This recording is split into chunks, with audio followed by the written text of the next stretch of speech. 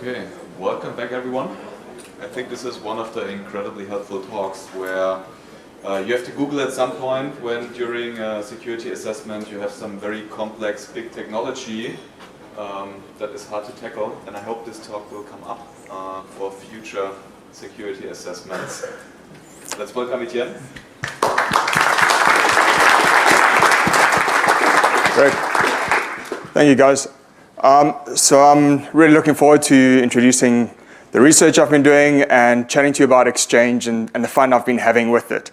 So just a little bit about myself. I'm a senior security analyst at SensePost, based out of the UK.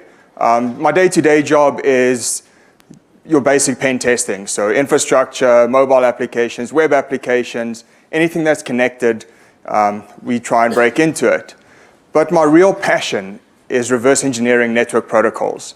So that's how this research came about. I ran into a protocol that I'd not encountered before, and I wanted to see if I could reverse engineer it. And from there, it just took on a life of its own. Basic outline of the talk is we're going to be looking at how Exchange can be used to get a shell on a network. That's the general theme. I don't want to talk about reading people's email. We all know if I get your email address and your password, I can read your email. I can get your corporate secrets that way. But I want to go for the more advanced kind of attacks. And for this, we're going to start off with our reconnaissance. How can we use the Exchange server within the corporate environment as a reconnaissance point to identify our attack targets? Once we've identified those targets, how can we actually exploit them? How can we get that shell on the network? Exploitation is great, but persistence is even better. And it goes along with the theme that we've been seeing of APT, this advanced persistent threat. So how can we use Exchange to persist in a network, keep our shell, and how can we also use Exchange in itself as a covert communications channel? And then finally, I want to look at some defenses against the attacks I've outlined here. This talk is largely attack focused. My hope is that by showing you the different attacks, between you and I, we can come up with some defenses against it. I'm not an Exchange admin. I'm a pen tester. So getting some insight from Exchange admins will also be great. Now, just a quick hands. How many of you know that you are running Exchange in your organization or are in charge of administrating Exchange? Okay, so I'd say about 10% of the room. Remember that number, 10%.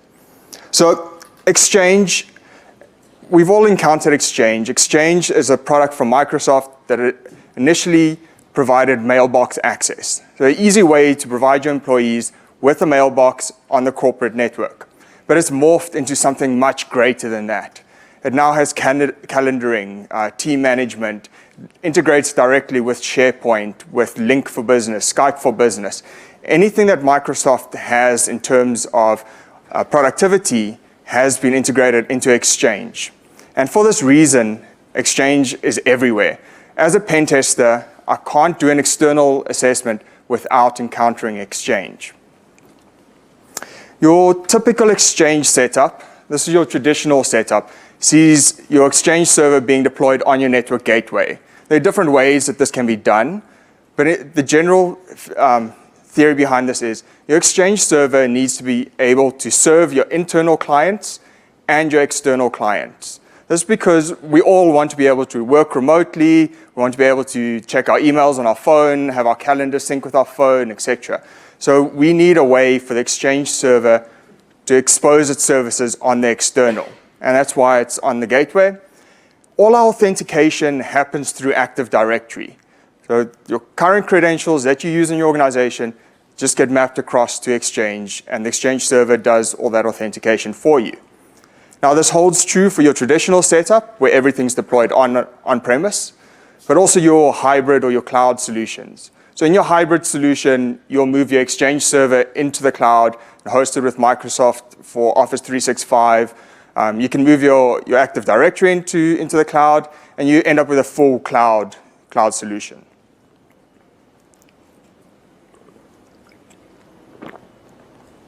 Now, performing our reconnaissance, we need a way to identify the Exchange servers. And if you think back to a previous slide, the Exchange server is on the gateway. And we also know that Outlook needs to synchronize with the Exchange server. So how does Outlook do this actual discovery of the Exchange server and the Exchange services that have been made available? It's done through the auto-discover mechanism. So auto-discover basically boils down to an XML document that specifies all the Exchange endpoints that are available, what authentication is required for those endpoints, and whether they're externally or internally accessible.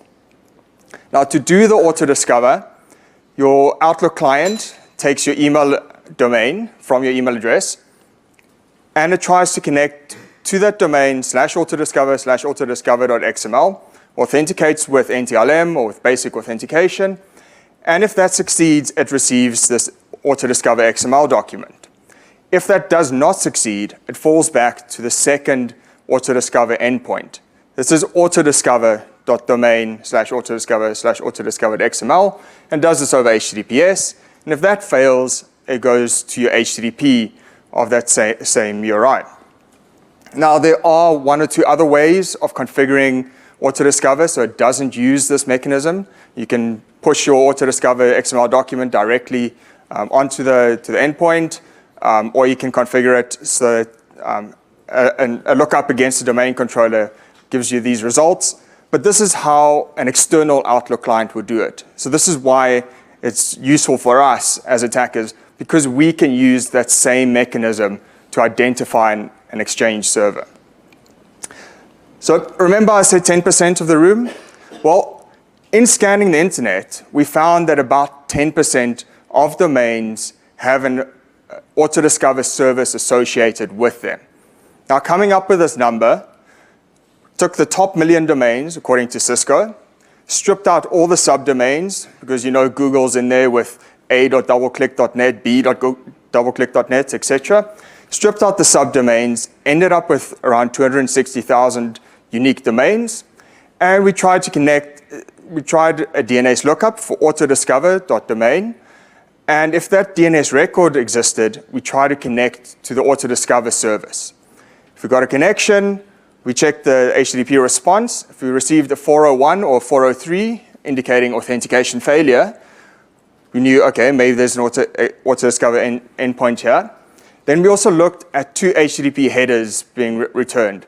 The XFE server that the Exchange server can set to indicate its front-end server name to your clients, and also X powered by ASP.NET, which is quite a good giveaway that it is probably IIS and Exchange. So this gave us 26,910 unique domains that are most likely exposing the auto-discover service.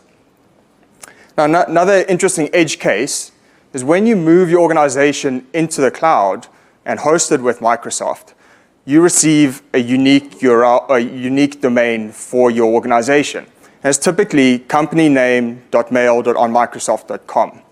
But because we know this mail.onmicrosoft.com part is static, we can use something like the census database to parse out all SSL certificates that have been issued or have been detected to have this domain associated with it. And doing this, we come up with around 159 unique domains, and then also using VirusTotal and their domain database, come up with another 100 to 200 odd domains. So not anything dramatic, but an easy way to do a passive recon of an organization without letting them know that you're trying to identify some of the endpoints.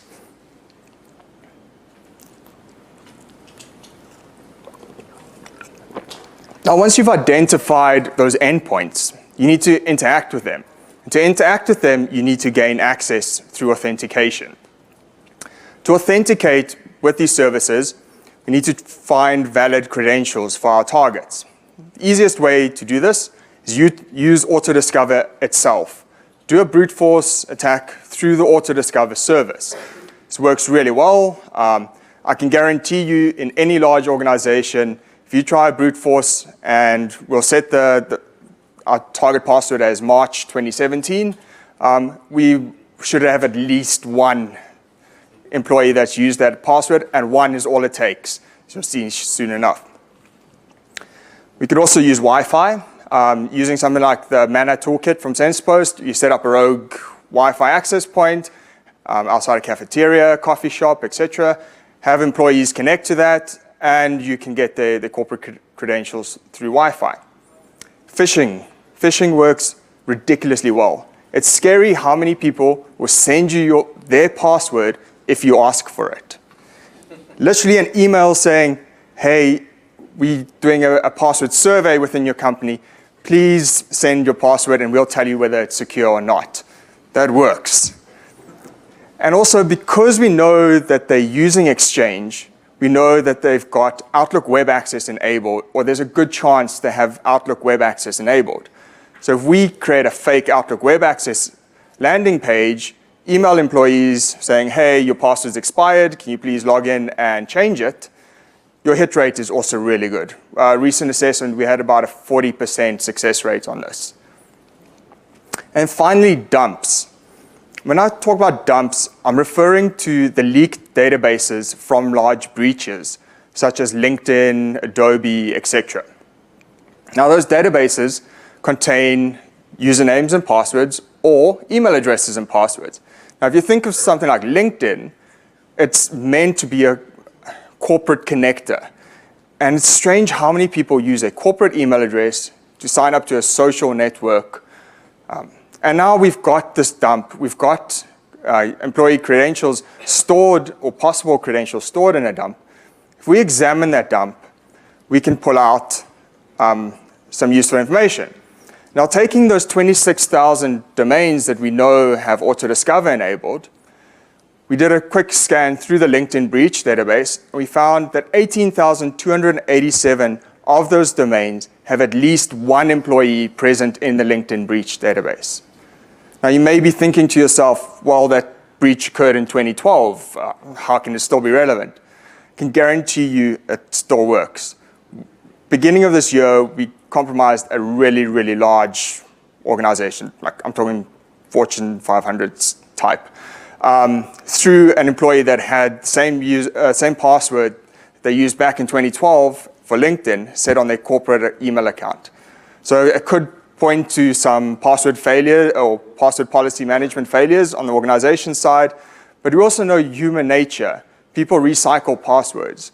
So it's 5 years now. People are going to start recycling passwords. And they're probably on the third or fourth cycle of their passwords anyway. Okay. The other thing that these leaked databases give us is our username and our email and that password. And this is normally sufficient to configure an Outlook client. When Outlook is configured, you need to provide the domain, the username, and the password, and then the email address that's used for auto-discover.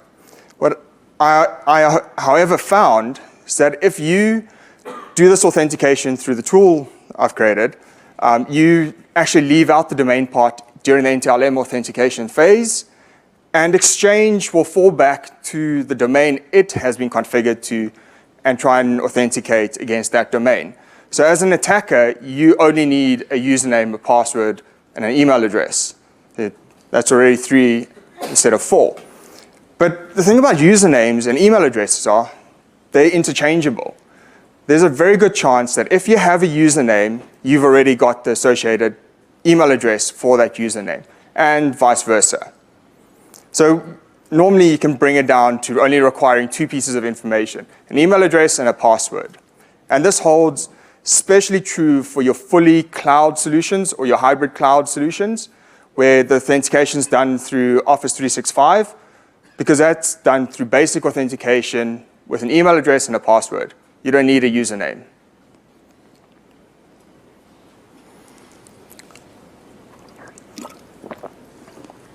Great, so now we've got credentials. We've got a way to authenticate to these servers. How can we actually exploit it? We don't want to be lame. We don't want to read people's emails. That's just creepy and something I do at midnight. So we want to actually pop a shell. One way we can do this is through abusing the functionality offered by the Office suite. So remember I said Exchange has grown to this mammoth product that offers a whole bunch of different solutions to employees and to organizations. Well, Outlook itself has done the same. to try and make employees' lives easier, they've brought in a lot of automation tools. One of these is your Outlook rules. So your basic rule can be set up that, hey, I've received an email from the CEO, send it straight to the junk mail. But a more advanced rule that you can set is to actually start an application or run a script. So to run a script, you can configure a VBA macro that gets executed when an email arrives, and you can set any conditions. You can say, hey, the subject says payroll run 20, or payroll run, and it will automatically run a macro that does something with a payroll.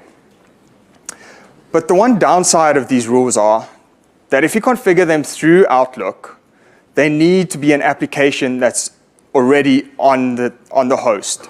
So you have to run Word, you have to run Calc, you have to run an existing application. The other downside is you can't specify command arguments. So you can't say run PowerShell with this base64 encoded string. But is that true? So last year, researcher Nick Landers realized that if you save that Outlook rule and back it up, you can actually open it in a hex editor. You'll see where the path is stored. And if you modify that path to be a UNC path, then re-import that rule, Outlook will happily run that application that's hosted through a UNC path. Now, the thing with UNC paths are they're used throughout your organization to access SMB shares by default. So anything over 445. But in Microsoft Windows, there's something known as the WebDAV mini redirector. What this does is it translates a WebDAV, a UNC path to a WebDAV location automatically. So if I supply a UNC path that's got an external host name or an external IP address, instead of trying to authenticate over 443 or access it over 443, Windows automatically does this over HTTP through WebDAV. So now we've got a way of getting a rule, or we're creating an application rule, and we can say, hey, execute this application that's outside of your corporate environment. And the best thing about it is over HTTP. And what do we know about HTTP? Universal Firewall Traversal Protocol. It is allowed through most firewalls. If you're blocking HTTP or HTTPS, I don't know. But most organizations are moving towards inline scanning and monitoring your HTTP connections with sane default. But what the WebDAV mini redirector allows us to do is specify that we're using SSL and also custom ports. But the one that's really interesting for us is SSL. So if we put @SSL, it'll automatically go over 443, everything's encrypted, and we are good to go unless you've got SSL termination on your gateway. Now, there's another little trick that I found, is that if you actually include a path that's to a zip file and you reference the file that's inside that zip file, I don't know if it's a bug or a feature, but the shell execute method that Outlook uses will download that zip file for you, extract it, and run the exe or run the bat file automatically. So now your gateway filtering is blind to the actual application that's being downloaded and executed. Because you might be blocking EXEs, you're blocking bat files, you're blocking link files, but are you blocking zip files on your gateway? Likely not. And then moving to the cloud, it's not always better. Moving to the cloud these days gives you OneDrive. You get OneDrive deployed more or less by default. And if you know that an organization is using OneDrive, you've already got the credentials to log into OneDrive. So you simply log into the OneDrive web interface, upload your malicious shell there. You can also do the zip file trick here. And then when you're creating your rule and your UNC path, you just reference that OneDrive location directly.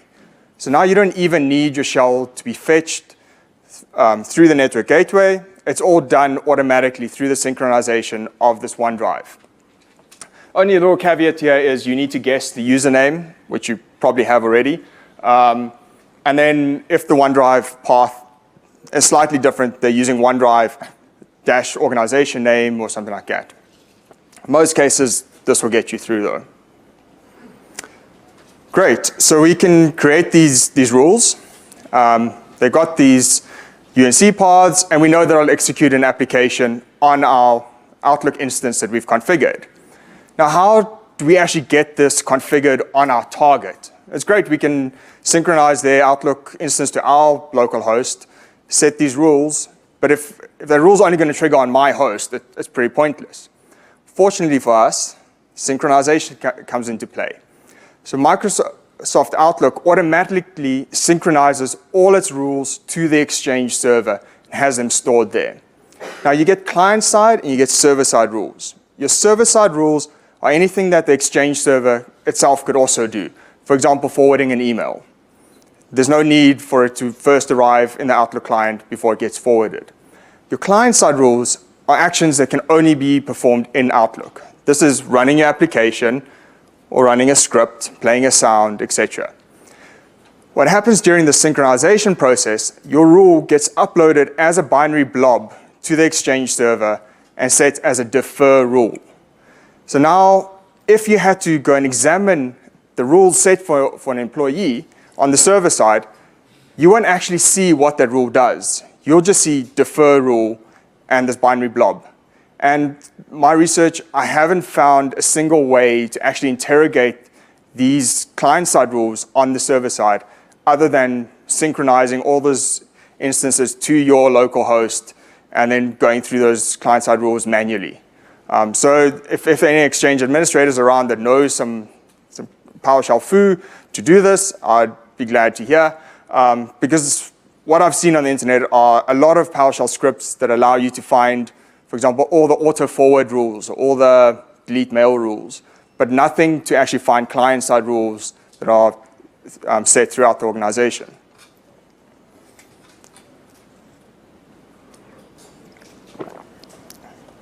Great, so we've got the synchronization process that happens.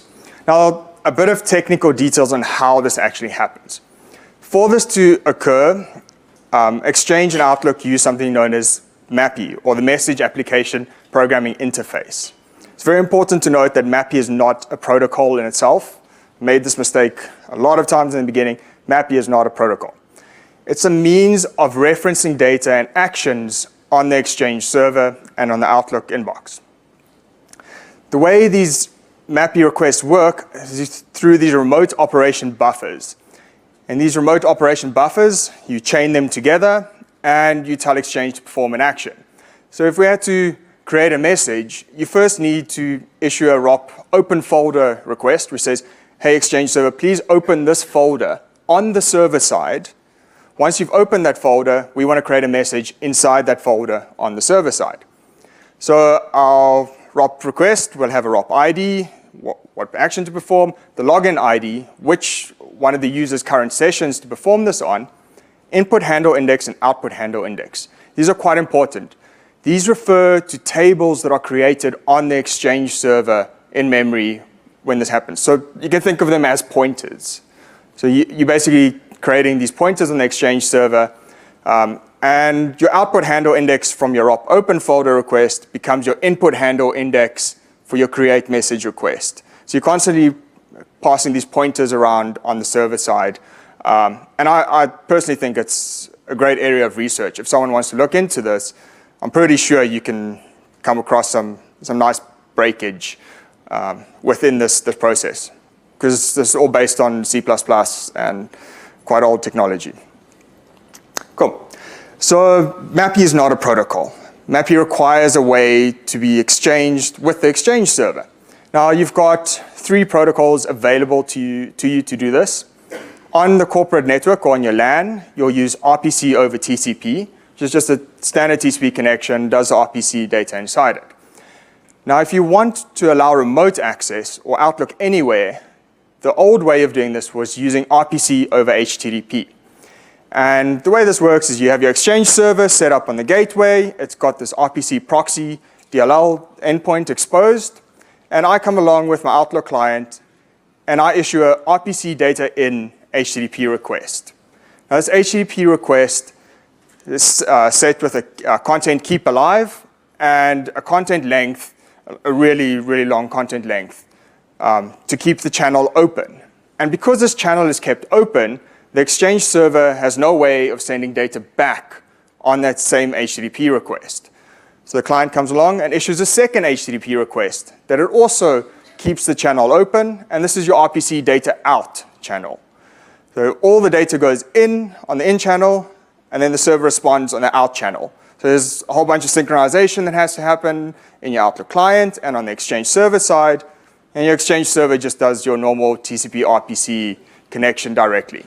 So this gave me endless nightmares trying to synchronize two HTTP channels. It was horrible. Now, inside those channels, you've got your HTTP request that's kept alive. Inside that, you've got your standard MS RPC or your DCE RPC requests. These are the same requests that you see when you're doing SMB or WinRPC, etc. So standard Windows RPC requests. And inside those requests, you've got your MAPI data. Now, the real beauty about this is your RPC over HTTP endpoint is typically deployed with HTTPS. So tick, you've got a secure connection. Then your NTLM or your RPC connection inside that HTTP request is again authenticated with NTLM, and the data is encrypted and signed. So now you've got this really convoluted protocol and layered, but you've got HTTPS encryption, and that's also authenticated with NTLM. Then you've got this connection inside that that's also encrypted and signed and validated. So from a network gateway kind of perspective, if you're trying to monitor the traffic that's going across, I don't know of any solution that's able to do this. Sure, you can do the TLS termination, you can view, but you'll just see this RPC connection through it. So you've got a nice channel that's fully encrypted thanks to Microsoft. Now remember that again for a bit later. Now, because synchronization is hard and it can be slow and quite memory intensive on the Exchange server side, starting with Exchange 2013 Service Pack 1 and becoming the default in Exchange 2016 and Office 365, you've got MAPI over HTTP. And this is super simple. It's an HTTP request. In the body, you've got your MAPI data, and you get your response straight back on that same HTTP request. So very, very easy to implement, super cool. All you need to understand is MAPI and be able to set a few headers in HTTP. Really easy to do. And that's basically the protocols that are reversed. And this led to the creation of Ruler. So when I initially seen Nick's work for the Outlook rules, and I tried it out on an assessment, I was like, wow, this is awesome. I can pop a shell and I just need to know someone's email address and password. But the only downside was that first time I did it, it took me an hour and a half. The second time I did it, because I knew exactly what I had to do, I managed to get it down to half an hour. So it was half an hour because my target, their mailbox was so large that the synchronization with Outlook, the Outlook client that I was trying to use, was time consuming. I was like, man, it would be really nice if there's a command line version of this whole thing. If I could issue a single command and it creates a rule for me and it's able to pop that rule automatically and then also clean up after itself. So I've created Ruler and I'd like to demo that to you now. So all the demos I'm going to show you, I've also recorded the videos and uploaded them to YouTube. So if you want to watch them later. Because I don't trust myself to type passwords in front of you guys.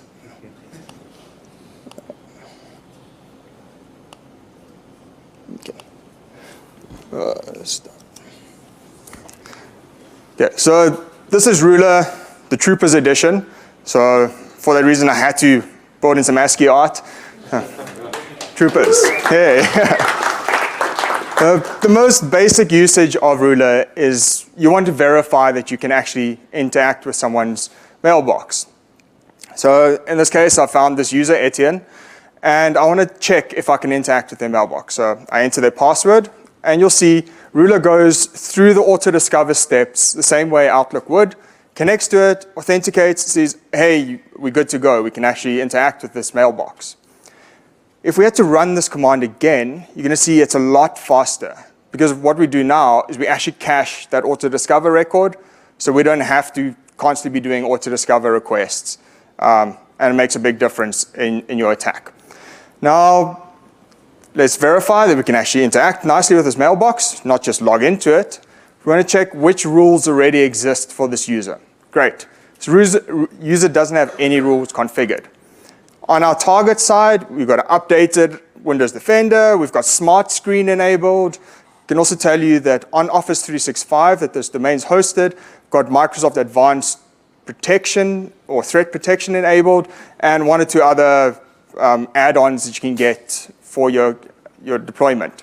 You can see that Outlook's the only process running, no PowerShell, I'm not cheating. And if we look in our rules, there's no existing rules, which matches with what we see in Ruler. Now, this next part is basically we just need to create our payload. This is the shell that we want to be able to get through Ruler. So we just use Empire, the standard HTTP agent. We would just create our launcher, and this we're going to save into a bat file, which we'll host on our WebDAV server. So on our WebDAV server, we've only got shell.bat. We're going to put this into a zip file, so I can show you that that trick really works. So we're going to delete the shell.bat, so there's no cheating. It's not being fetched or downloaded at all. And we start our WebDAV server. Now in Ruler, we need to create our new malicious rule. And this is really easy to do. You add it, you give it a name. This is the name that the user would see if they had to log in. So pick something that's like spam rule or something simple. A trigger, this is a keyword that the rule will trigger on. So don't set it on something that might be common in the organization, because you're just going to get shells raining in. Then you need to set the location. In this case, we're going to do it over SSL using our WebDAV path, our shell that's in the zip file, and we're going to specify the send option. So Ruler logs in, creates that rule for us, verifies that the rule has been created, and now it's going to wait 30 seconds for the synchronization process to occur. In most cases, you can actually get away with sending the email almost straight away, but sometimes I do a lot of tests for African clients.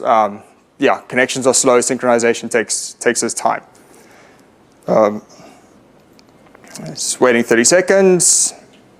It's going to send our email for us. Now, the way the send works is it uses the user's own email to send that message.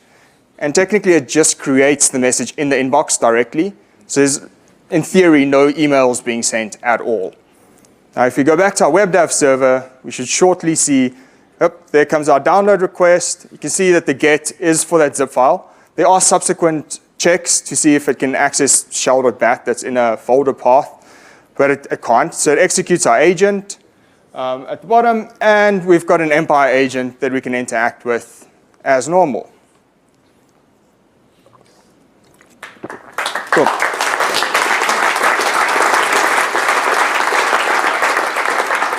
Now, if we had to go examine what's happening on the Outlook side, Outlook has spawned a sub-process, the PowerShell process. You can see that our rule is still synchronized, so if someone does do incident response, they can see that the rule is there.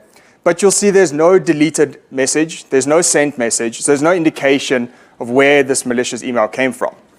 Now we can also clean up after ourselves, delete that rule, so now we kind of invisible. It's as if nothing ever happened. We've popped the shell, and the rule goes away. Very simple, just use the delete command, give it the rule name, it will log in, it's going to check that which rules exist with that name, and it'll ask us to verify, do we want to delete that rule? Because you can have the same rule name for multiple rules. And now if we go force the synchronization, you see the rule's gone. There are no rules, no sent items, no deleted items. It's as if we were never there. Pretty great.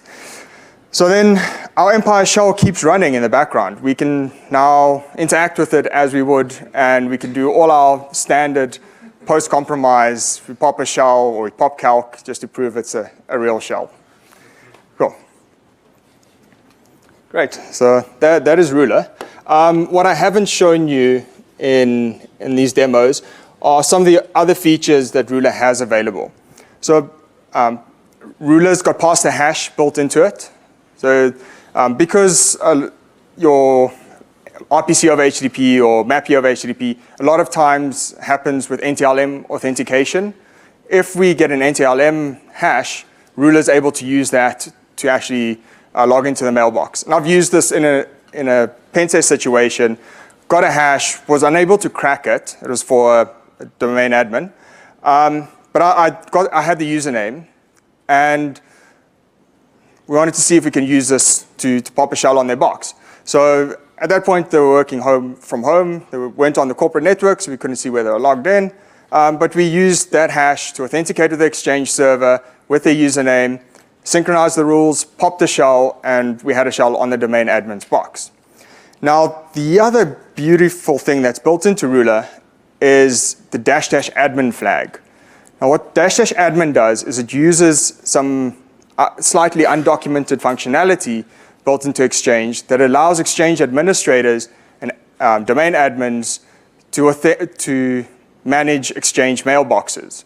So if you happen to find a domain admin or Exchange admin's credentials or their hash, you can use this to pop a shell on every single person that's connected to that Exchange server. You simply just do --admin, give it the target email account, it will log in, create the rules inside that email account, pop the shell on that email account. And you can just, I haven't scripted this fully, but you could probably just give it a list of email addresses. It will log into each email account and pop shells for you. In theory, if anyone wants to try this, I'd love to see 3,000 shells popping. It would be great. Cool. So this is wonderful. We're able to pop a shell on a corporate LAN through the Exchange server. But what's even better is it being able to persist, to stay on that network. And one thing we all know about persistence is it's something you never want to give up.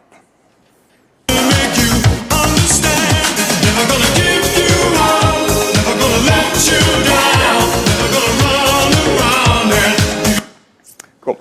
So once I've got access to a network, I don't want to give up that access. I want to maintain that.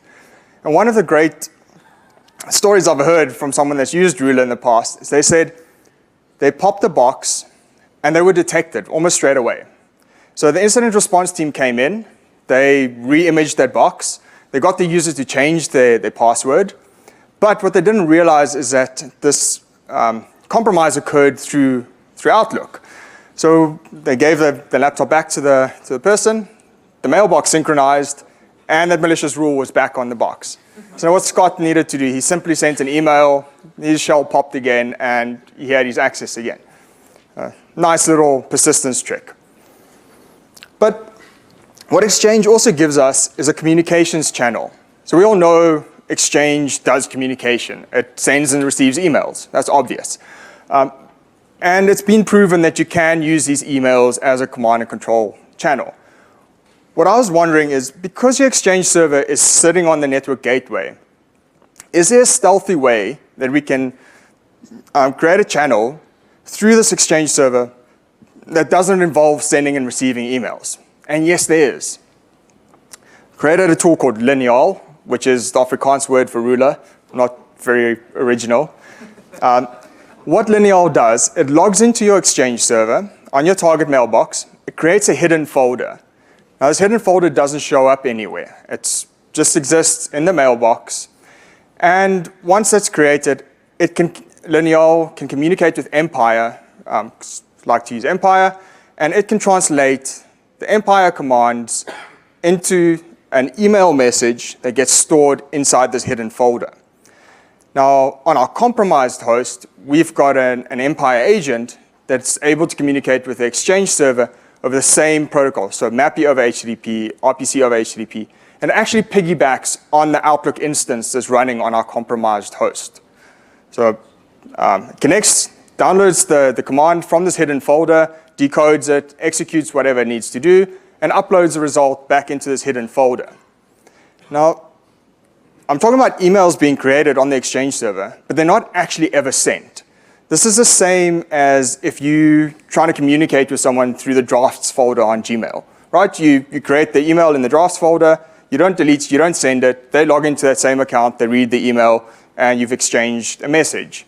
Same principle. We create the email on the Exchange server, and both parties know how to log in and read those messages. So this doesn't traverse your network boundary. There are no emails showing up in logs. The only traffic you're seeing are these RPC or MAPI over HTTP requests from an external Outlook client and an internal Outlook client, and they're just connecting to the Exchange server. So all your traffic looks like mail synchronization traffic. And if your target had to go look in the inbox, they wouldn't see our hidden folder. That hidden folder exists within the inbox, but you can't see it in Outlook Web Access. You can't see it in Outlook itself. You can only see it if you know exactly where to look. So you need to go and query all subfolders in a mailbox and see if there's one that's been set as hidden. Cool. So now I want to demo Lineal.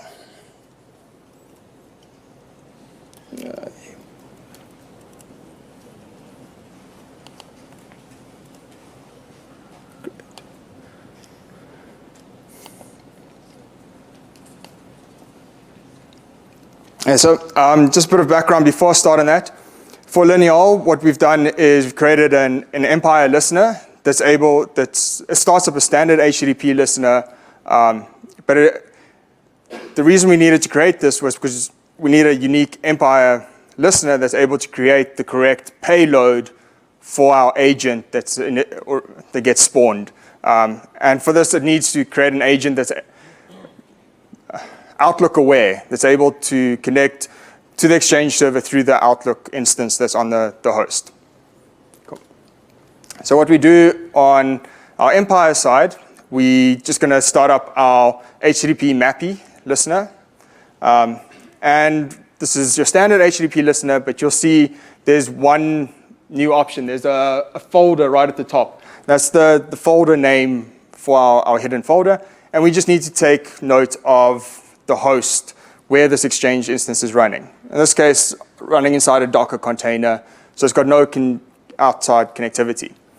Same as before, we need to save that launcher, and now you can execute this launcher on your target in any way you want, through an Outlook, through a mail rule or through a VBA macro, any way that you know you can get code execution. I'm just going to reuse Ruler for this because I know it works against the target. So we set it all up, and our web dev is listening. Now what we need to do is start the Lineal agent. This is the agent that's going to be connecting to the Exchange server and doing that translation service for us of email message to Empire. So we need to make sure the folder is the same as what our Empire agent's expecting. We need to set our host to where our Empire listener is situated, our Docker container, and then our email address and password. Okay, you guys are going to see my old password now. Set password. Cool. Anyone want to try that? We'll start it up. It authenticates. It sees that the hidden folder doesn't exist already, so it'll create it for us. And now it's listening. It's just waiting for that check-in from our agent. So at this point, we use Ruler to try and pop our shell. And I'm going to execute this. Creates a rule for us, and it's going to fetch that Lineal, our bat file. Now, if we look on our target side, inside Outlook, you'll see, if you monitor Outlook's processes or TCP connections, you'll see that it's communicating with our Exchange server. So in this case, Office 365, and that's the only network connectivity. Now, our rule executes, we pop our shell.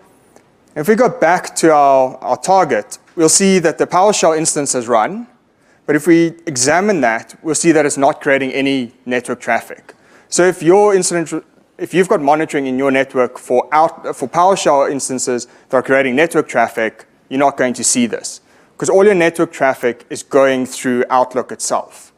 It's literally just piggybacking on Outlook. Cool.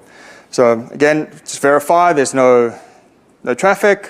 And if we look in Outlook, the only traffic is to the Exchange server itself. So again, if you're looking for anomalous connections to external domains, you're not going to see this because it's only connecting to the Exchange instance. Now at the bottom here, you can see we've got our response, our agents checked in, then we get a full check-in. If we check in Empire, we can see the initial check-ins happened. That's just setting up the full agent for us. It takes a bit of time. So it can take anywhere from a minute to 5 minutes for this agent to get fully set up. That's just because of synchronization. Exchange locks a message object on the server every time another client is viewing that. So the Lineal agent and the Empire agent are kind of competing for access to instant objects.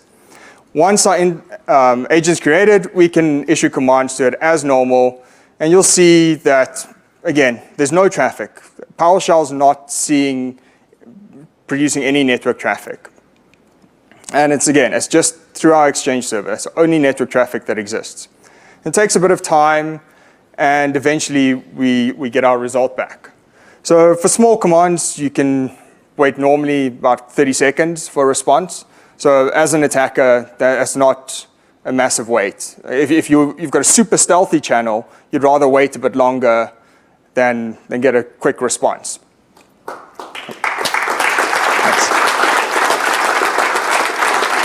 So this also works for your more complex commands. So all your Empire modules, they work as normal. So there's no change needed. Empire, you just issue a command, in this case, download a screenshot. This took about 2 minutes.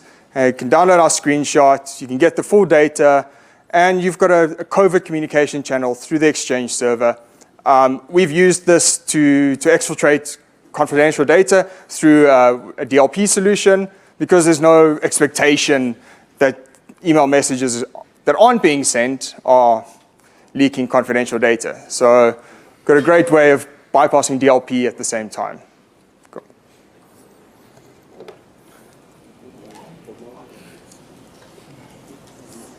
Great.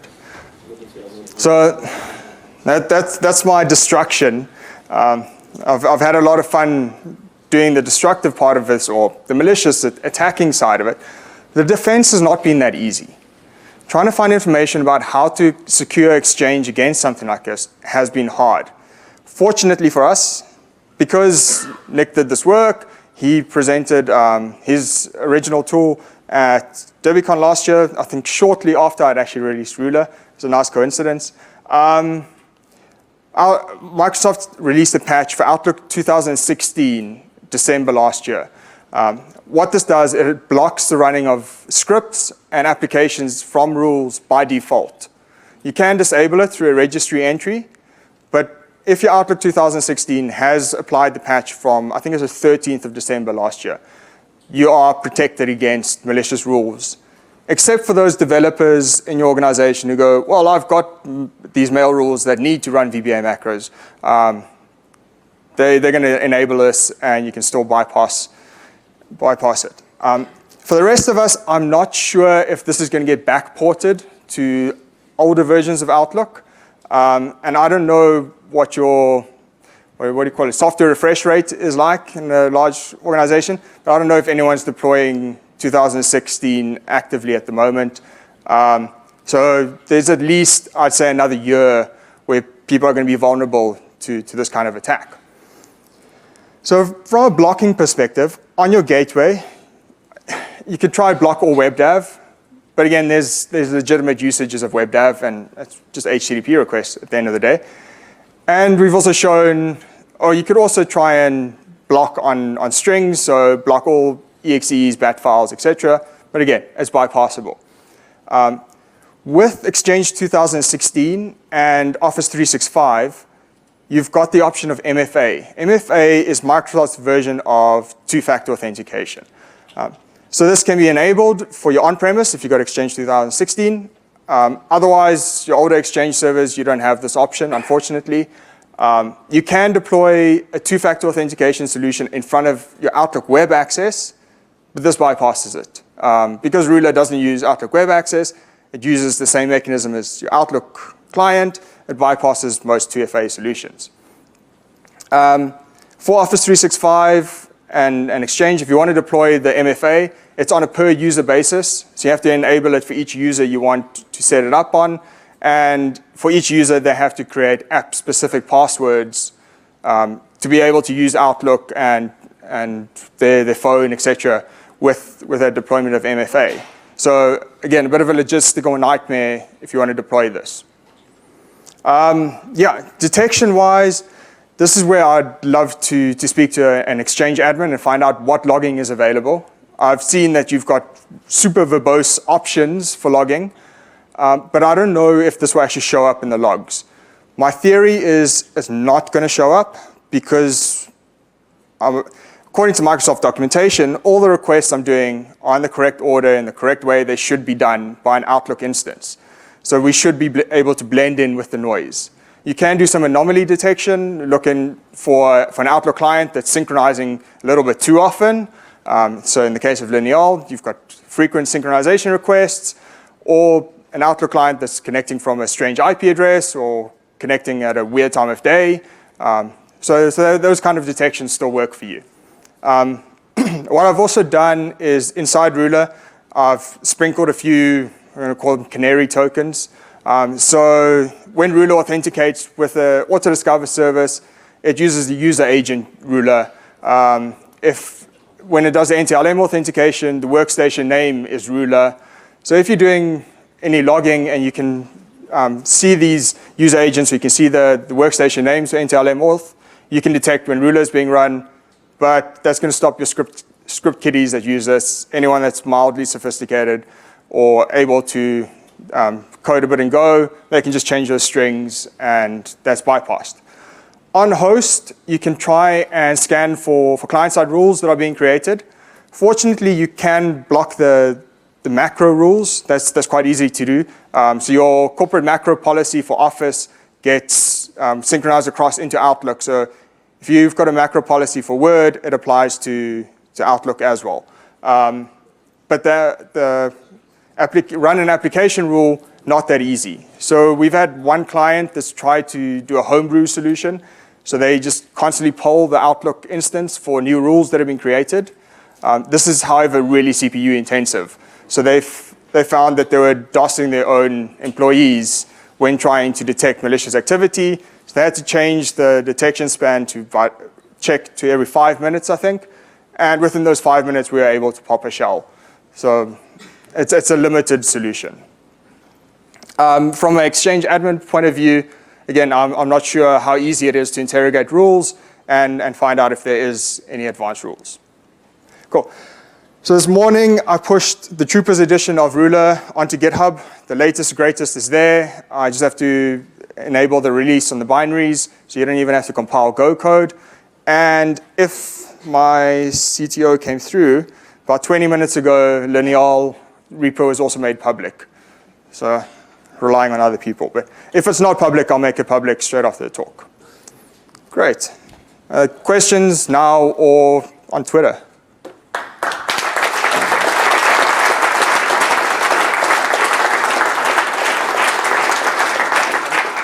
I would be surprised if there would be no questions. Really. So thank you. The question is about detecting it. We have some customers which have DLP in their Exchange, but mostly looking then for confidential text stuff. But what about beaconing activities? I don't think beaconing activity will show up. So the way the messages look in the email message, it's a basic 64 encoded payload. And because it's using Empire 2, everything's encrypted using RC4. So you've got RC4 encrypted payload inside the email message. Well done.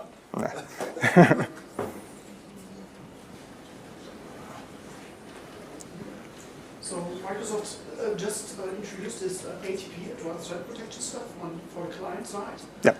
And I think it's not just normal to spawn a PowerShell from Outlook. So do you know, or perhaps you have verified, if the ATP just detects that?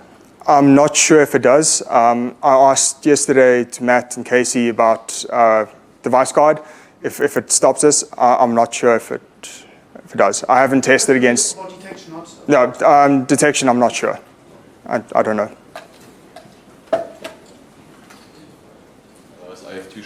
questions. Yep. The registry key you were talking about was introduced with 2016? Or Yes. Yep. Okay. Introduced in 2016. Yep. So no way to do that on any previous. Not that I know of, no. Have you ever seen legitimate use cases for those scripts or applications? The only reason I found out about this key being set was my boss was trying to demo the thing, and he had it Outlook 2016. So when I actually Googled it, I came across a bunch of developers that were complaining that all their rules stopped working with the latest patch. And basically they had rules that ran VBA macros or applications. I think they were just trying to automate themselves out of their job. Outlook as a CI pipeline. Yeah. Yeah. Just a brief question on two options to mitigate. I was wondering, first of all, if Ruler, if it were to encounter like a multi-factor authentication against Exchange services, especially when they're hosted on cloud services, you have federated services, would that help? Would that be a problem if I have multi-factor authentication installed, running? Second thing, actually I forgot. So that's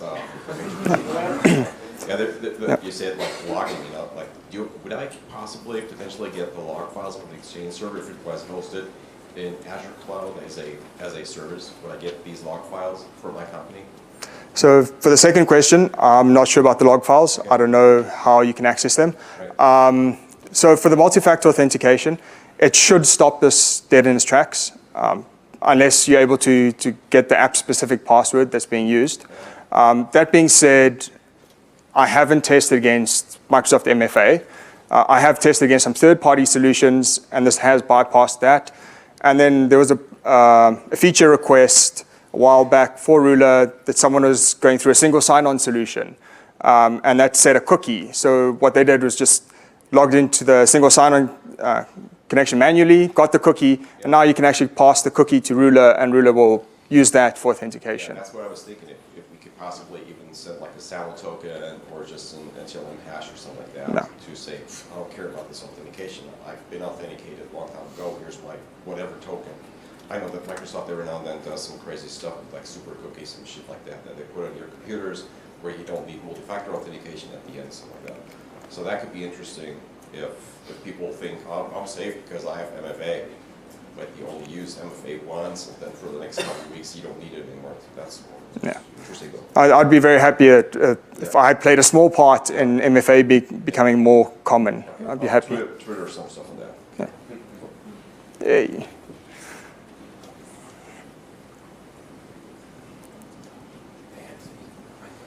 Hey, just want to say great work. Thanks. And to answer the gentleman's question up front regarding Defender ATV, there is a suspicious command line alert that would trigger for, in your case, when you launch the Empire Stager, Yeah.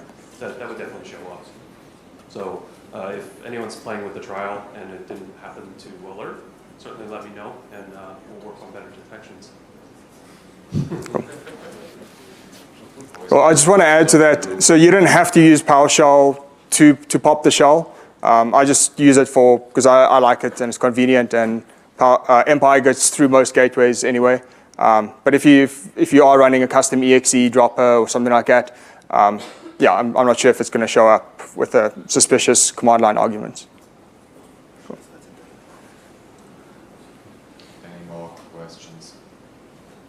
Then, thank you. Thanks, guys.